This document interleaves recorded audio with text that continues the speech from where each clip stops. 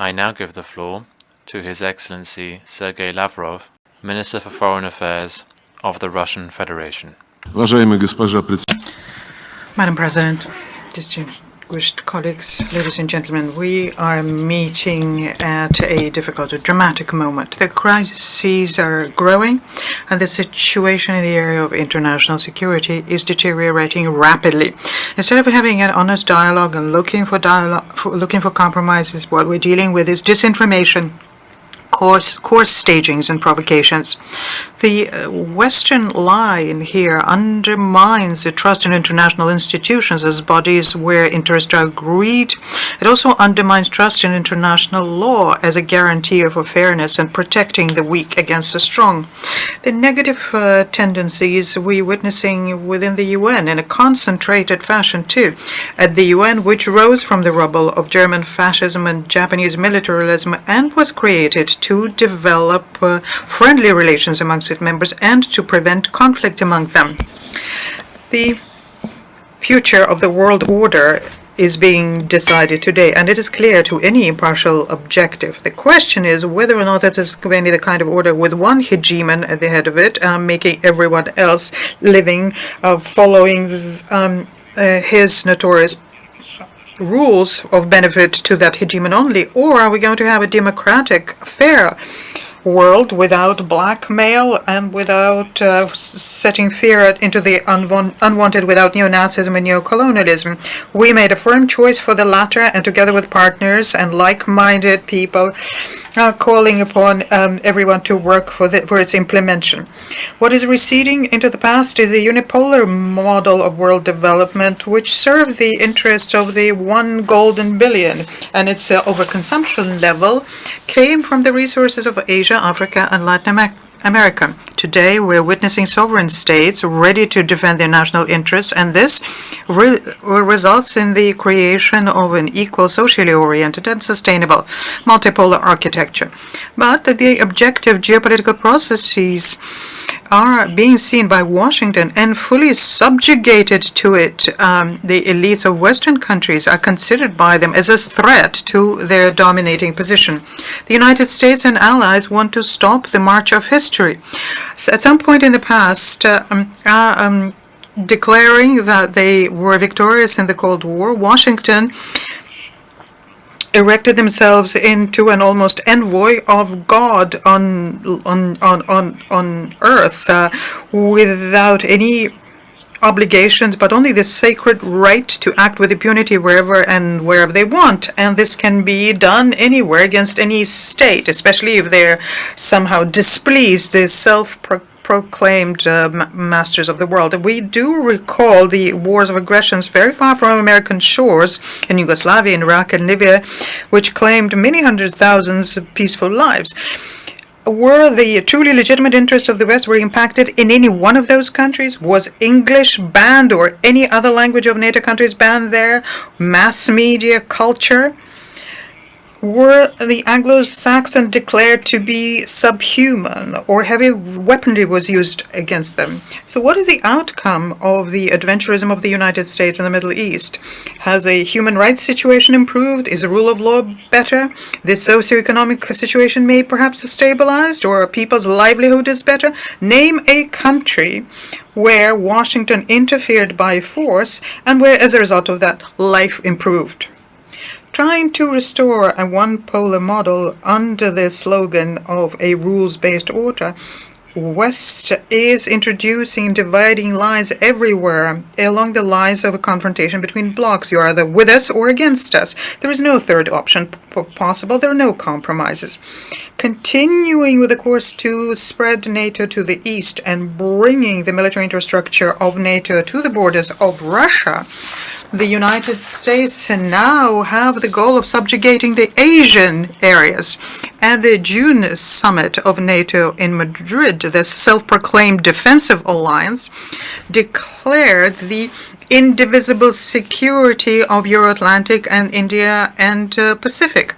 And under the slogan of India-Pacific strategies, closed formats are being created, and they undermine One has been built under the ASEAN for decades, namely an open and inclusive regional architecture. And in addition to that, they're playing with fire around Taiwan. On top of that, they're promising military support to Taiwan. Clearly, the notorious Monroe Doctrine is becoming global in scope. Washington is trying to turn the entire world into its own backyard. And the way of doing this is through unlawful unilateral sanctions, which have been for many years used in violation of the Charter and used as a tool of political blackmail. The cynicism here is obvious because these restrictions hit civilians. They prevent them from getting access to basic goods, including medication, vaccines, and food. An egregious example we have here is the American blockade of Cuba, more than 60 years old. The General Assembly has been for a long time and insistently demanding that be immediately lifted, and this is being done by the absolute majority of voices. The Secretary General, whose duty include helping implement General Assembly decisions, must, of course, pay special attention to this issue. The Secretary General has a special role also in mobilizing efforts to overcome food and energy crises, which resulted in the wake of an out-of-control money emission in the United States and the European Union during the pandemic.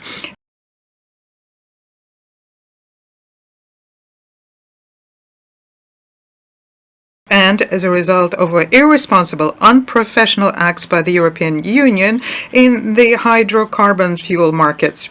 Despite common sense, Washington and Brussels compounded the situation when they announced economic war against Russia. As a result, there is a growing price on foodstuffs, fertilizers, oil and gas. We welcome the efforts made by the Secretary General when they helped arrive at the Istanbul agreements on the 24th of June, but they need to be implemented. But so far, the ships with the Ukrainian grain go somewhere, but not into the poorest countries, on the one hand. On the other hand, the impediments by US and EU, the financial and logistical impediments against our grain and fertilizers have not been lifted. Furthermore, for several weeks, we have been saying that about 300,000 tons of fertilizer are being held up in European ports, and we have been proposing that they be forwarded free of charge to the needy countries in Africa. But the European Union is not heeding this. The official Russophobia in the West is unprecedented now. The scope is grotesque. They're not shying away from declaring the intent to inflict the military defeat on our country, but also to destroy and fracture Russia. In other words, what they want to do is to remove from the global map a geopolitical entity which has become all too independent. So how have Russia in the recent decades been infringing on the interests of our opponents? Is it that we cannot be forgiven for making possible the military and strategic détente in the 1980s and 1990s because of my country's position? Or is it that we voluntarily dissolved the Warsaw Treaty Organization and thus removed the reason for NATO's being? Is it that we supported the reunification of Germany without any preconditions and against the position of London and Paris? That we withdrew our military from Europe, Asia, from Latin America? That we recognized the independence of former Soviet republics? That we believed the promises of Western leaders not to expand, not by an inch of NATO in the East, but when it started, agreed to basically legitimize it through signing a founding act between Russia and NATO? Did we infringe on the interests of the West when we warned them that it was unacceptable to bring closer a threatening military infrastructure, bring it closer to our borders? The arrogance of the West, the American exclusivity, have become particularly destructive after the end of the Cold War. Already in 1991, the Deputy Chief of Pentagon, Paul Wolfowitz, in his conversation with the NATO Commando Europe, Wesley Clark, stated openly that, I quote, "After the end of the Cold War, we can use our military without any fear of reprisal. We have 5, maybe 10 years so as to clean out the surrogate Soviet regimes, such as Iraq and Syria, until such time as there is a new superpower who can challenge us. End of quote. And I realized then, it came back to me, a 1991 meeting I had with Paul Wolfowitz.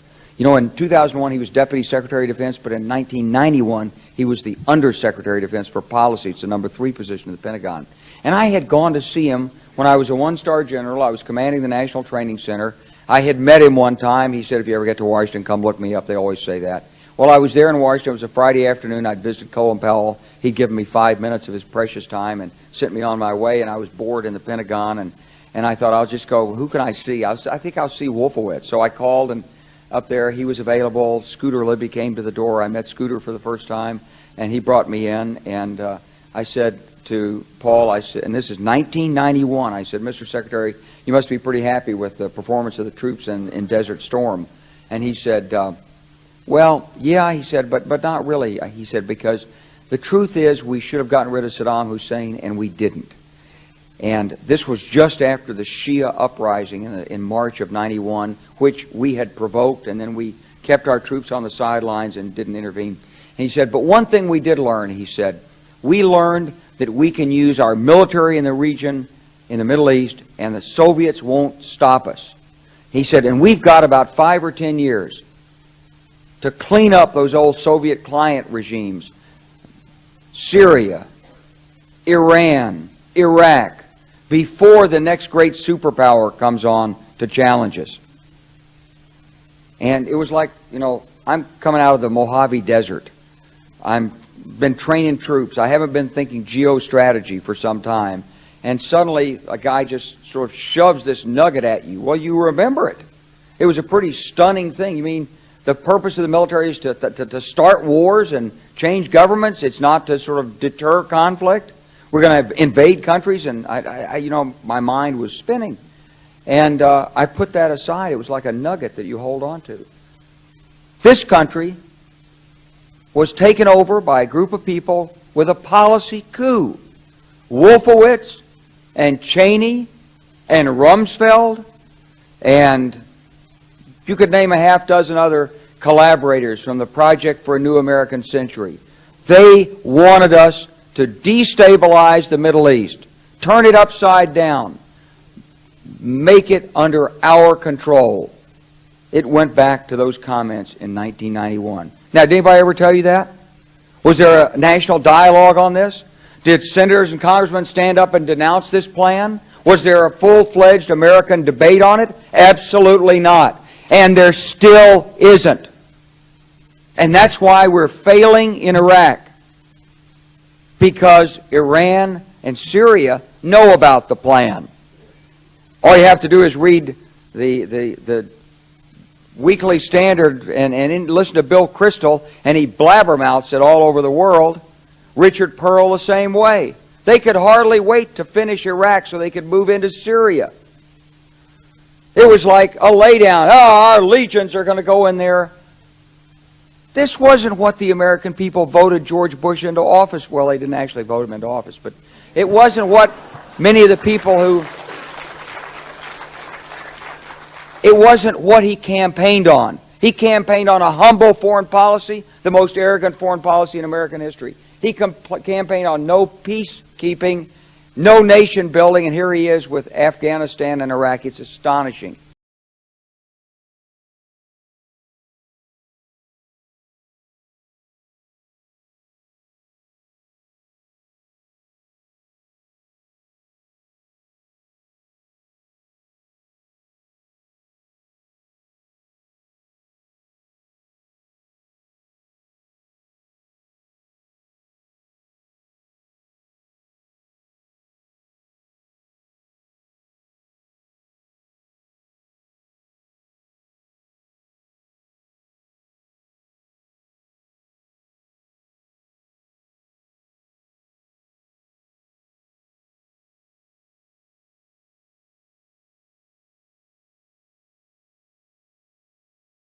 And I am convinced that at some point in someone's memoirs, we will find out how the American strategy was being developed as regards Ukraine. But even so, Washington's plans in this regard are obvious in any event. It is possible they are not being forgiven that at the request of the United States and European Union, we supported the agreement of the Ukrainian president at the time, Mr. Yanukovych, his agreement with the forces of opposition to resolve crisis in February 2014. These agreements were guaranteed by Germany, Poland, and France, but the next morning they were trampled underfoot by the leaders of the bloody coup, who thus humiliated the European mediators. The West simply shrugged and watched in silence how members of the coup started bombing the eastern of Ukraine, where people refused to accept the results of the coup, watched as organizers made into the rank of national heroes the accomplices of Nazis. Were we expected to acquiesce in the Kiev intent to ban the Russian language, education, our mass media and culture, with their insistence on chasing the Russians out of Crimea, on waging war against Donbass, whose citizens were proclaimed by the then authorities and now authorities in Kiev, proclaimed to be not people but specimens? Is it that we violated the interests of the West because we played a role in stopping the forceful actions by the Kiev neo-Nazis in the east of Ukraine, and then demanded that the Minsk package of measures be implemented, something that was unanimously approved by the Security Council, but then laid low by Kiev with the participation of US and EU. For many years, we have been proposing to have security in Europe with the basis on equal and indivisible security enshrined at the highest level in OSCE documents. According to this principle, no one is to strengthen their own security at the expense of others. And the very last proposal to make these agreements legally binding, something that we introduced in December 2021, and the reaction was an arrogant rejection of that. The incapacity of Western countries to negotiate and the continued war by the Kiev regime against their own people left us with no choice but to recognize the independence of the Donetsk and the Lugansk People's Republics and start a special military operation to protect the Russian and other people on Donbass, and so as to remove the threats against our security, which NATO had been consistently creating in Ukraine at our borders. The operation is conducted in pursuance of agreements on friendship, cooperation, mutual assistance between us and that republic, and on the basis of Article 51 of the UN Charter. I am convinced that any sovereign, self-respecting state would do the same in our stead, a state which understands its responsibility to his own people. The West is now throwing a fit because of the referenda which are being conducted in the Lugansk, Donetsk, Kharkov, and Zaporozhye oblasts. But people living there are basically only reacting to what was said to them by the head of the Kiev regime, Mr. Zelensky, in August 2021. At the time, he said anyone who feels themselves to be Russian for the benefit of their children and grandchildren to get out and to go to Russia. And that's what the inhabitants of those regions are doing, taking their land with them where their ancestors had been living for hundreds of years. Any unbiased observer can see very clearly the Anglo-Saxons who fully subjugated Europe. For them, Ukraine is just an expandable material as they are fighting against Russia. NATO declared that our country is an immediate threat on their way to total domination, and a long-term threat will be the PRC. At the same time, the collective West, headed by Washington, is sending frightening signals to other countries, saying anyone who disobeys can be next. One of the consequences of the crusade by the West against the objectionables is the growing decline of multilateral institutions. They have been turned by the United States and allies into tools to implement their own selfish interests. This is something that is being pursued at the UN, Human Rights Council, UNESCO, and other multilateral institutions. The organizational prohibition of chemical weapons has basically been privatized. Fierce attempts are being made to prevent creating within the Convention on Biological and Toxin Weapons of a mechanism which would ensure transparency for hundreds of military biological programs of the Pentagon has around the world, including on the perimeter of our country and throughout Eurasia. And these programs are far from harmless. This is irrefutable, according to the facts that we came to in Ukraine. There is an assertive line to privatize the UN Secretariat, introducing into its work a neoliberal narrative which ignores the cultural and civilizational multifaceted nature of the world. We call upon making sure that we follow the Charter and ensure a fair geographical representation of member states, making sure that there is no one single country dominant in the Secretariat. An impossible situation was created by Washington, having to do with the obligation of the host country of a headquarters agreement to ensure normal conditions for the participation of all member states in UN work. The obligations under this host country agreement are also placed on the Secretary General, and inactivity is unacceptable. We're also concerned by the efforts made by countries who are undermining the prerogatives of the Security Council. And of course, the Council and UN have to be aligned to contemporary realities. We see the prospect of making the Security Council more democratic exclusively through broadening the representation of the countries from Africa, Asia, and Latin America. We note India and Brazil in particular as key international actors and worthy candidates for permanent membership within the Council, whilst at the same time unilaterally and mandatorily raising the profile of Africa. It is very important today to make sure that all member states unequivocally, without reservations, reaffirm their commitment to the purposes and principles of the Charter as a first and necessary step to restore collective responsibility for the fate of humankind. And that was the reason why in July 2021 a group of friends to support the Charter was created. And co-sponsor of the group was Russia, and it now counts 20 countries.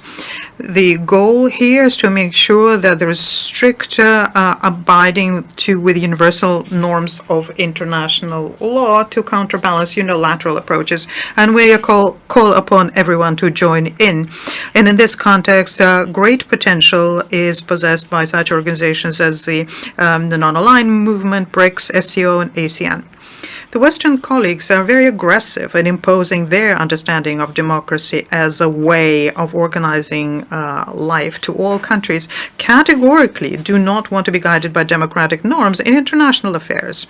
And a very good example, the situation in Ukraine. Again, it would seem to be that Russia justified its position, has been justifying it for years, and with the West said they disagree. Okay, well, let other members of the international community decide for themselves what their position would be, on the side of one, on the side of others, or neutral. That's what happens in democracies when politicians opposing each other defend their viewpoints and try to convey it to others. But the United States and allies do not give the freedom of choice to anyone. They threaten to twist the arms of anyone who dares think for themselves, and demand by threats that countries join in with anti-Russian sanctions. That doesn't work very well, but it is very clear that these acts by United States and its satellites is not democracy. It's pure, unadulterated dictatorship or an attempt to impose it. We're left with a strong impression that the Washington and subjugated Europe are trying to keep their disappearing hegemony using prohibited means. Diplomacy constantly is being replaced by illegal sanctions against competitors in economics, sports, information area, culture, and generally in contacts with people. Let's turn to the problem with visas for delegates for international meetings in New York, Geneva, Vienna, and Paris. There also we see the desire to remove competition, make sure that alternative viewpoints do not come into multilateral discussions. I am convinced that we need to protect the UN and scrape everything that's confrontational and superficial from there and give it back its reputation and an honest platform to seek for balance for all member states. And this is the approach that we're guided up when we put forward our national initiatives. It is of principal importance to make sure that we have a comprehensive ban on the deployment of weapons in space, and this is the reason for the Russia-China draft international treaty considered by the Conference on Disarmament.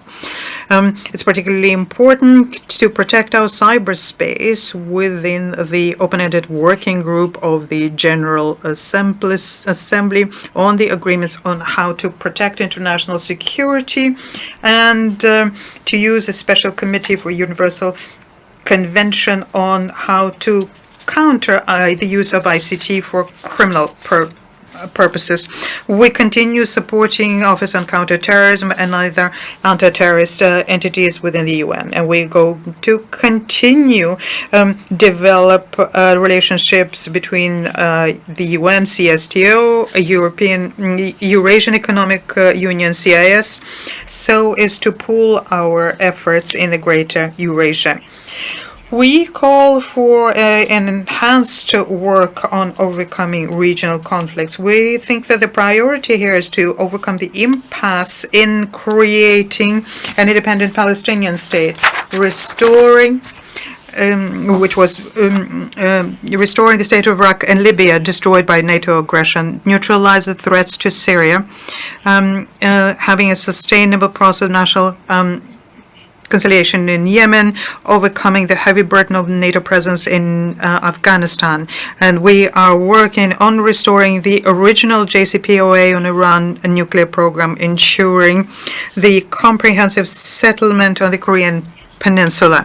Many conflict situations in Africa require that we reject the temptation to play a zero-sum game there and that outside players consolidate around the initiatives by the African Union. We are concerned by the situation in Kosovo, Bosnia-Herzegovina, where the United States and the EU are stubbornly leading to the destruction of the international legal basis as we currently have it in Resolution 1244 and the Dayton Peaceful Agreement.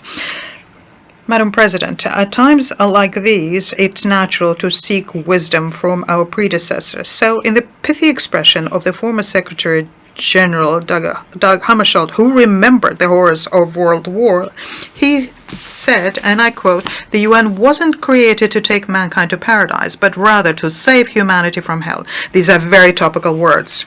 They call upon us to understand our individual and collective responsibility for creating conditions for a peaceful and harmonious development for our future generations, and everyone need to show political will for that.